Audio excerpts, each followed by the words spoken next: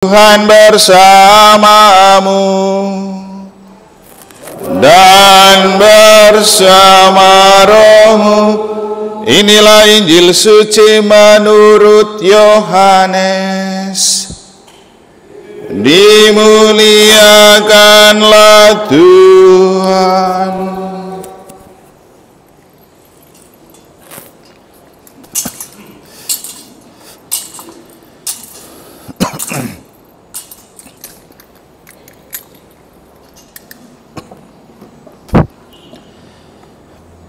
Pada mulanya adalah firman. Firman itu bersama-sama dengan Allah, dan firman itu adalah Allah. Firman itu pada mulanya bersama-sama dengan Allah. Segala sesuatu dijadikan olehnya, dan tanpa Dia tidak ada sesuatu pun yang telah jadi dari segala yang telah dijadikan. Dalam Dia ada hidup, dan hidup itu adalah cahaya manusia. Cahaya itu bersinar di dalam kegelapan, tetapi kegelapan itu tidak menguasainya. Datanglah seorang yang diutus Allah, namanya Yohanes. Ia datang sebagai saksi untuk bersaksi tentang cahaya itu, supaya melalui dia semua orang menjadi percaya. Ia bukan cahaya itu, tetapi ia harus bersaksi tentang cahaya itu. Cahaya yang sesungguhnya, yang menerangi setiap orang, sedang datang ke dalam dunia. Cahaya itu telah ada di dalam dunia, dan dunia dijadikan melalui Dia, tetapi dunia tidak mengenal Dia. Ia datang kepada miliknya, tetapi orang-orang miliknya itu tidak menerima Dia. Namun semua orang yang menerima Dia diberinya kuasa supaya menjadi anak-anak Allah, yaitu mereka yang percaya dalam namanya. Orang-orang yang dilahirkan bukan dari darah atau dari keinginan jasmani, bukan pula oleh keinginan seorang laki-laki, melainkan dari Allah. Firman itu telah menjadi manusia dan tinggal di antara kita. Dan kita telah melihat kemuliaannya, yaitu kemuliaan yang diberikan kepadanya sebagai putra tunggal Bapa, penuh anugerah dan kebenaran. Yohanes bersaksi tentang Dia dan berseru, "Inilah Dia yang kumaksudkan ketika aku berkata, sesudah aku akan datang Dia yang telah mendahului aku, sebab Dia telah ada sebelum aku." Karena dari kepenuhannya kita semua telah menerima anugerah demi anugerah. Sebab hukum Taurat diberikan melalui Musa, tetapi anugerah dan kebenaran datang melalui Yesus Kristus. Tidak seorang pun pernah melihat Allah, tetapi Putra Tunggal Allah yang ada di pangkuan Bapa, Dialah yang menyatakannya.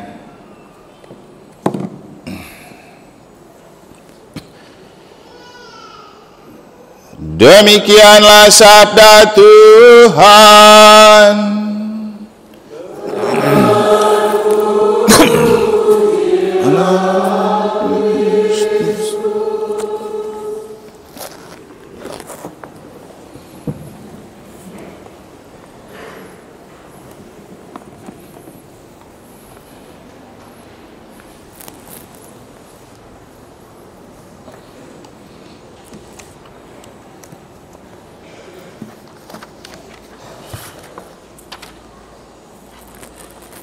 Firman itu telah menjadi manusia dan tinggal di antara kita.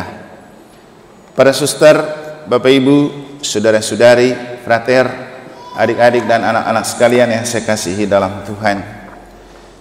Panitia memberikan tema atau subtema dari tema Natal untuk perayaan hari ini dengan judul Hidup dalam Kekudusan oleh karena firman yang telah menjadi manusia, yang berdampak mewujudkan damai sejahtera di bumi.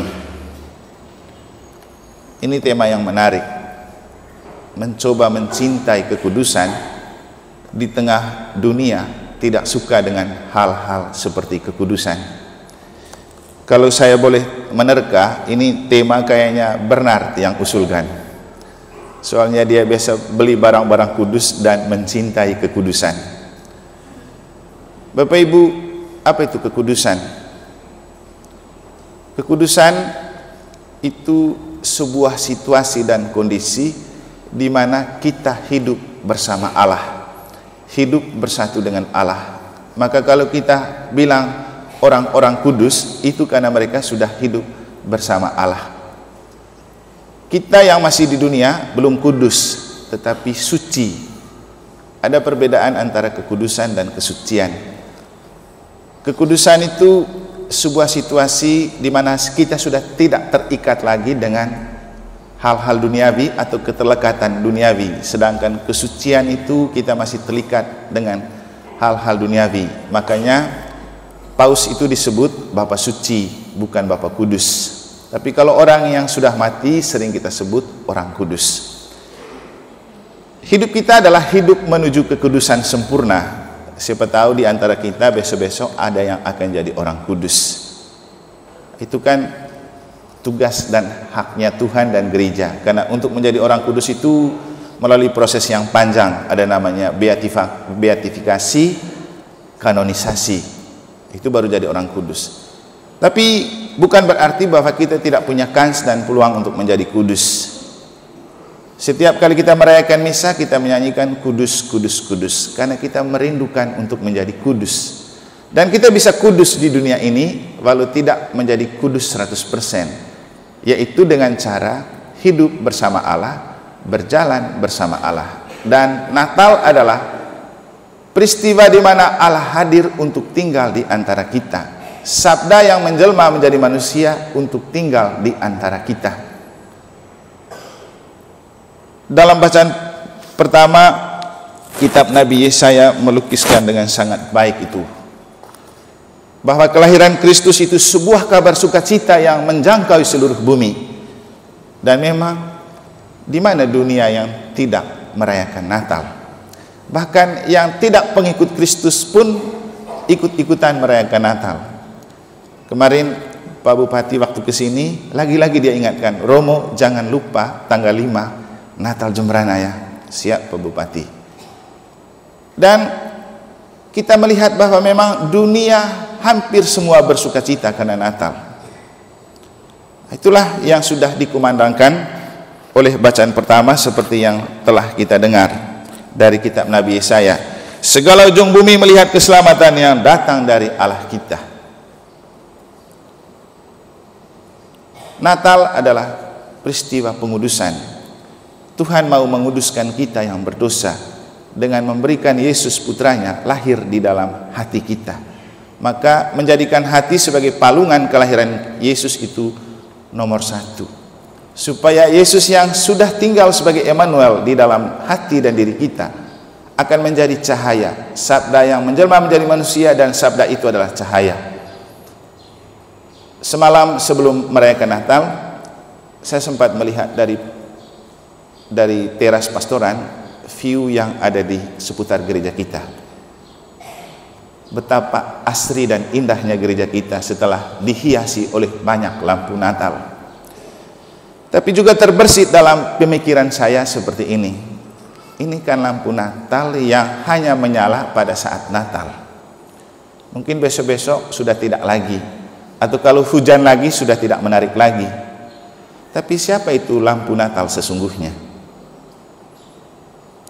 Pribadi kita. Maka pribadi kita adalah cahaya Natal, cahaya Natal bagi dunia. Dan inilah yang dimaksudkan ketika panitia memberikan kita tema menguduskan diri untuk kita bisa menjadi cahaya Natal bagi dunia. Ini yang paling penting dari penayaan Natal, ketika kita menjadi lampu Natal yang hidup, pohon Natal yang hidup, kandang Natal yang hidup. Natal kali ini oleh KWI dan PGI mengambil tema kemuliaan bagi Allah dan damai sejahtera di bumi, juga sinkron dengan tema rapat tahunan KWI, berjalan bersama untuk menciptakan Indonesia damai. Maka dari tema Natal Nasional dan apa yang dicanangkan oleh KBI yang adalah simbol gereja, bagi kita jelas misi utama kita di tahun ini adalah menebarkan damai di Indonesia. Hal ini penting karena kita sedang diambang konflik karena kepentingan politik di tahun politik. Dan tentu kita tidak bisa berbicara kekudusan di dalam dunia politik karena politik itu kotor. Tapi Paus Fransiskus bilang, walaupun politik itu kotor, gereja harus masuk ke dalamnya, bergulat di dalamnya. Untuk apa? Untuk kita menjadi cahaya kekudusan, cahaya kemuliaan Allah, pembawa damai sejahtera. Itulah yang dimaksudkan dengan sakramen politik. Membuat sakramen yang kita terima di dalam gereja, kita bawa ke dunia untuk menyelamatkan dunia. Karena sakramen sejatinya berarti tanda dan sarana keselamatan Allah bagi dunia. Maka ketika kita terima sakramen Ekaristi ini, merayakan perayaan Natal ini menjadi sangat berguna ketika kita kemudian pergi bermisi untuk menyinari dunia, membawa damai dan sukacita kepada dunia. Dunia sedang dalam krisis kekudusan. Bahkan kita di dalam gereja pun sedang dalam krisis kekudusan. Maka ketika kita sendiri saja sudah krisis kekudusan, bagaimana kita menguduskan dunia? Bagaimana kita menampakkan kemuliaan Allah kepada dunia? Bagaimana kita membawa damai sejahtera dan sukacita kepada dunia? Maka menguduskan diri itu penting. Proses pengudusan diri memang bukan pekerjaan yang gampang, tapi kita bisa melakukan itu bersama Emmanuel, Allah yang telah lahir untuk kita. Dan proses pengudusan diri paling utama seperti tema yang telah ada adalah firman yang menjadi manusia.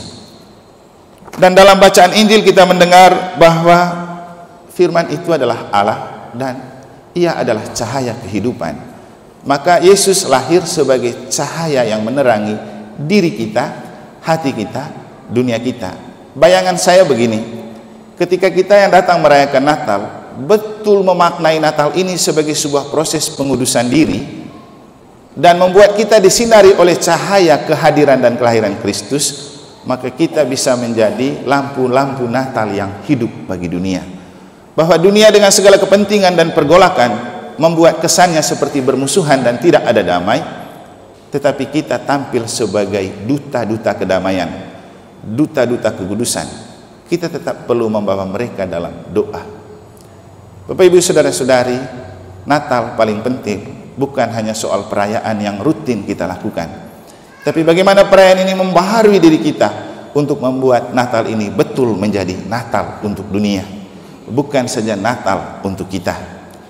Maka marilah kita menguduskan diri kita, karena seperti hasil Sinode 5, kita diharapkan untuk bermisi, mewartakan Injil kabar sukacita Allah kepada dunia, menjadi cahaya Tuhan dan lampu Tuhan untuk dunia.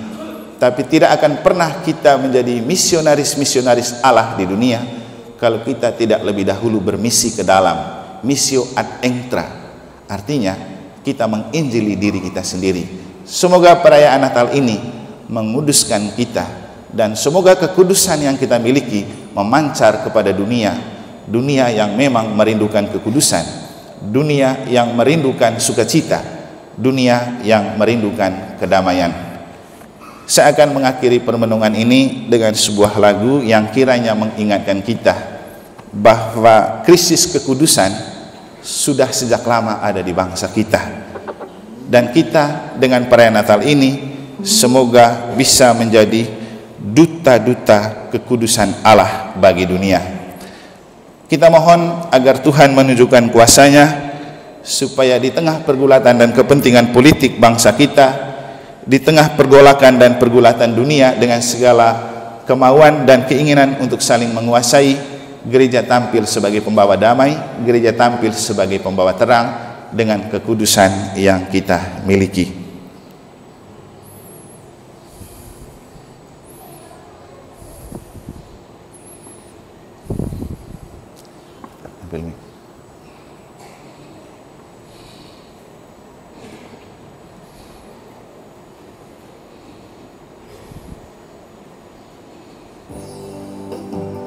Ambil mic.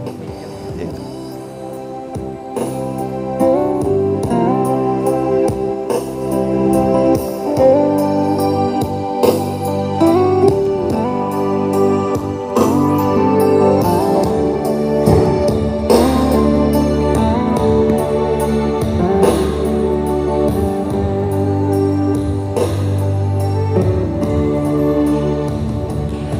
berdirinya negeri ini, Tuhan, atas kehendak-Mu.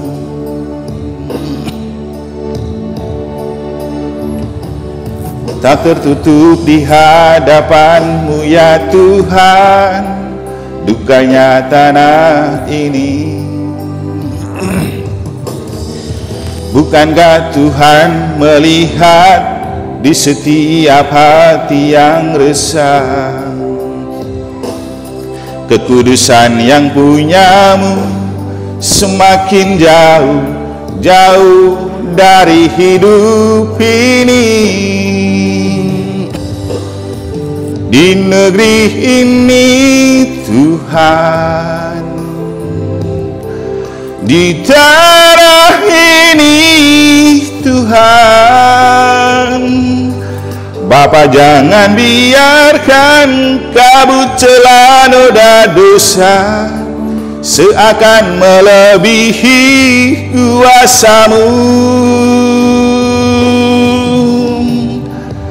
Tunjukkan kuasa yang ada di tangan-Mu. Tunjukkanlah Tuhan, agar kami dapat mengerti dan mengerti besar kuasa-Mu. Selamat meraih dan memancarkan kekudusan Natal bagi dunia. Selamat Natal 2003, kemuliaan bagi Allah di surga dan damai sejahtera bagi bumi. Tuhan memberkati.